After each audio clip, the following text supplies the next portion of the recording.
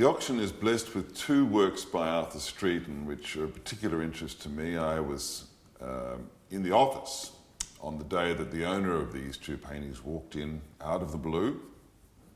And it was one of those magical moments when, completely unexpectedly, a person walks into your office and opens a bag and produces two paintings which just completely light up your life. The first of them, which is called Autumn Days, and that's the title the owners of the painting had always given the painting. It's previously unrecorded painting, so it doesn't have a provenance beyond the current owner, and it appears that the painting entered the collection of its current owner through their grandfather, a man by the name of Robert Laidlaw, who lived in Heidelberg in 1890 and who in all likelihood received the painting in exchange for food. And you can imagine that Streeton, who together with Conda and Tom Roberts was working actively in Heidelberg from the mid or late 1880s through till about 1895, at any time might have encountered Mr. Laidlaw, gentleman farmer, local squire, and worthy member of the local community. And they may have met, they might have exchanged pleasantries, there might have been an invitation to dinner. Arthur Streeton handed over this delightful painting. Now in 1888, 1889, the main event in Streeton's life was the 9x5 exhibition, which became, for many people, the most celebrated and possibly the most important exhibition of art ever held in Australia.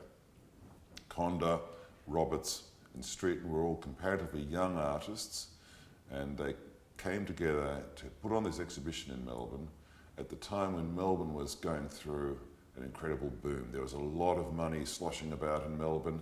Much later, in 1927, by this time Streeton was a mature and very highly respected, very eminent member of the Australian art world, produced another little painting owned by the same family.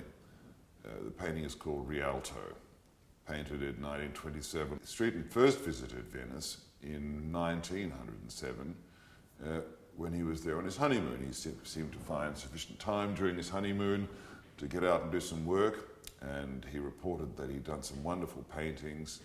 In some correspondence we know that he did a lot of work and he was very pleased with what he did. He actually returned to Venice later in 1907, and in that year, 1907 up until late 1908, he produced pretty much only paintings of Venice. It was the subject which dominated his whole year. At that time, Streeton had become an international figure, a genuinely international figure. He exhibited in America, Germany, Italy, and Australia.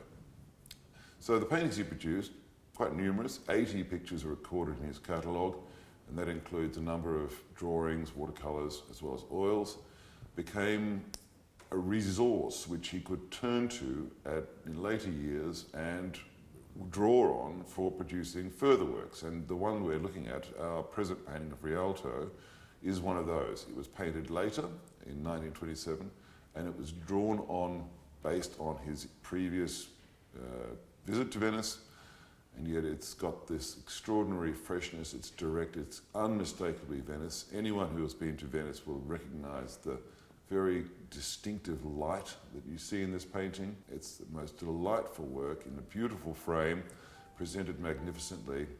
I suggest it's one of the nicest Streetons that I've seen.